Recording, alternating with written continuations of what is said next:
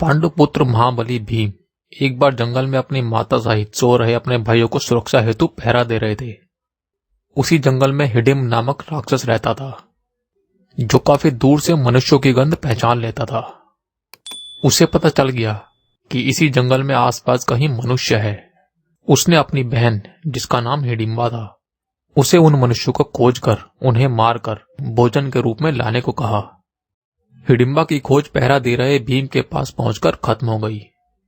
भीम की खूबसूरती देखकर हिडिंबा मोहित हो गई और भीम को मारने का ख्याल त्याग दिया।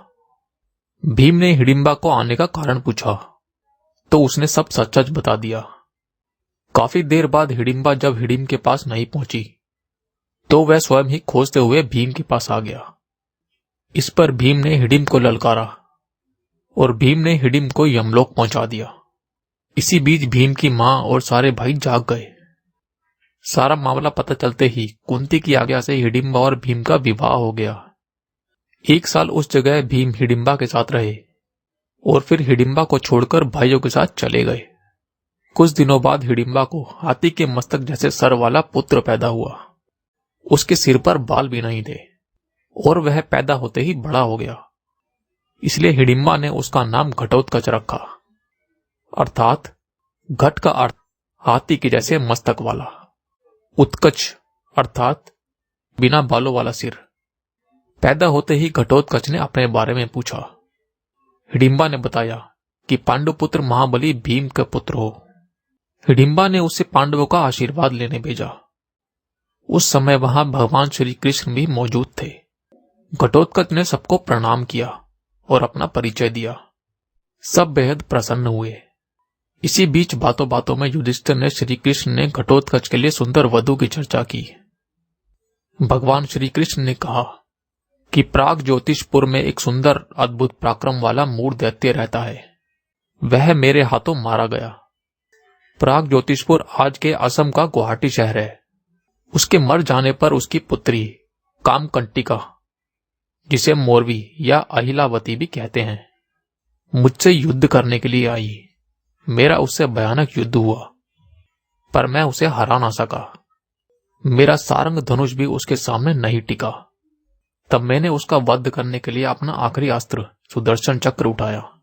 यह देख कामाख्या देवी मेरे सामने आकर खड़ी हो गई और बोली, पुरुषोत्तम, आपको इसका वध नहीं करना चाहिए।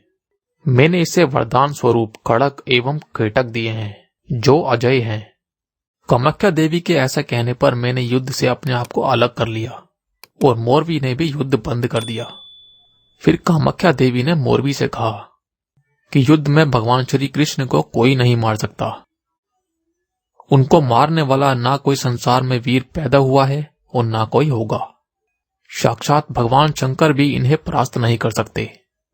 मोरवी से कामाख्या माता ने कहा, यह तुम्हारे भाभी ससुर भी हैं, इसलिए तुम युद्ध से हट जाओ। भविष्य में तुम इनके भाई भीमसेन के पुत्र घटोत्कच की पत्नी होगी। इसलिए अपने ससुर समान भगवान श्री कृष्ण का आदर करो और तुम्हें अपने पिता के वध का शोक नहीं करना चाहिए, क्योंकि इनके हाथ से मृत्यु होने पर तुम्हारे पिता पापों से मुक्त होकर वैष्णो धाम चले गए हैं। कामाख्या माता के ऐसा कहने पर मोरवी ने क्रोध त्याग दिया और भगवान श्री कृष्ण को प्रणाम किया। तब भगवान श्री कृष्ण ने कहा, बेटी, तुम भगवती से सम्मानित होकर इसी नगर में निवास करो। यहां रहते हुए तुम हिडिंब कुमार को अपने पति के रूप में प्राप्त करोगी। यह बात भगवान श्री कृष्ण युधिष्ठिर को बताकर द्वारका चले आए। कुछ दिनों बाद युधिष्ठिर पांडवों और घटोत्कच सहित द्वारका गए। तो फिर घटोत्कच के विवाह की बात चली। भगवान श्री कृष्ण ने कहा, घटोत्कच के लिए मोरवी योग्य वर है, वह बेहद सुंदर है। भगवान श्री कृष्ण की यह बात सुनकर युधिष्ठिर बोले, हे प्रभु, मेरा बेटा तो शुद्ध ठीक से बोलना भी नहीं जानता। हमारे कुल का सबसे बड़ा बेटा है। दुनिया में और भी स्त्रियां हैं, कोई दूसरी स्त्री बताएं। इस पर भीम बोले, जब श्री कृष्ण जी ने बताया है तो जरूर मेरे बेटे में कुछ बेहतर होगा। घटोत्कच जरूर मोरवी से विवाह करेगा। इस पर अर्जुन ने भी कहा, जब कामाख्या देवी ने मोरवी से कहा कि भीमसेन का पुत्र तुमसे विवाह करेगा, तो मेरी राय में घटोत्कच को वहां जाना चाहिए। इस पर भगवान श्री कृष्ण बोले, मुझे तुम्हारी और भीम की बात पसंद है। हिडिंब कुमार बोलो, तुम्हारी क्या राय है? घटोत्कच ने पूजनीय पिता और भगवान श्री कृष्ण से हाथ जोड़कर कहा कि मैं ऐसा प्रयास करूंगा कि आपका सम्मान समाज में बना रहे और आपको लज्जित न होना पड़े। मेरे पिता का निर्मल यश बना रहे। इतना कहकर घटोत्कच ने सबको प्रणाम किया। घटोत्कच ने जब वहां से प्रस्थान किया तो भगवान श्री कृष्ण ने कहा, बेटा, तुम्हारी अभेद बुद्धि को मैं अविलंब बढ़ा दूंगा। बस युद्ध के समय तुम जरूर याद करना। उसके बाद घटोत्कच सूर्य, बालासोर और महोदर इन 3 सेवकों के साथ आकाश मार्ग से चला और दिन बीतते बीतते प्राग ज्योतिषपुर में जा पहुंचा। वहां जाने पर घटोत्कच ने एक सुंदर सा महल नुमा घर देखा। वहां घटोत्कच मोरवी से मिलते हैं। मोरवी को देख घटोत्कच ने चिढ़ाते हुए कहा, हे वज्र के समान कठोर शरीर वाली निष्ठुर स्त्री, तुम्हारे घर अतिथि आया है, उसका उचित सत्कार नहीं करोगी? अपने हार्दिक भाव के अनुसार तो करो। अपनी निंदा सुन मोरवी क्रोध से बोली, हे भद्र पुरुष, तुम व्यर्थ ही यहां चले आए, जीते जी सुखपूर्ण लौट जाओ। इसी बीच दोनों में युद्ध शुरू हो गया। युद्ध काफी देर तक चलता रहा। खुद को हारते देखकर मोरवी चालाकी से तलवार लेने दौड़ी। तब घटोत्कच ने फुर्ती से लपक कर उसके बाल पकड़ लिए और धरती पर गिरा दिया। मोरवी ने बहुत हाथ पैर मारे, किंतु अंत में शिथिर होकर मंद स्वर में कहा, नाथ, मैं तुम्हारे शक्ति और बल से परास्त हो गई हूं। मैं तुम्हारी दासी हूं, जो आज्ञा दो वही करूंगी। इसके बाद पांडवों और श्री कृष्ण ने मिलकर घटोत्कच और मोरवी का विवाह करवाया। कुछ समय बाद मोरवी के गर्भ से महातेजस्वी सूर्य समान कांतिमान बालक उत्पन्न हुआ। वह जन्म लेते ही युवावस्था को प्राप्त हो गया। उसने अपने माता पिता से कहा, मैं आप दोनों को प्रणाम करता हूं। बालक के आज माता पिता गुरु ही हैं, अतः आप दोनों के दिए हुए नाम को मैं ग्रहण करना चाहता हूं। तब घटोत्कच ने अपने पुत्र को छाती से लगाकर कहा, बेटा, तुम्हारे केश बर्बरकार अर्थात घुंघराले हैं, इसलिए तुम्हारा नाम बर्बरीक होगा। तुम अपने कुल का नाम बढ़ाने वाले होगे। तुम्हारे लिए सबसे बड़ा कल्याण दायक है।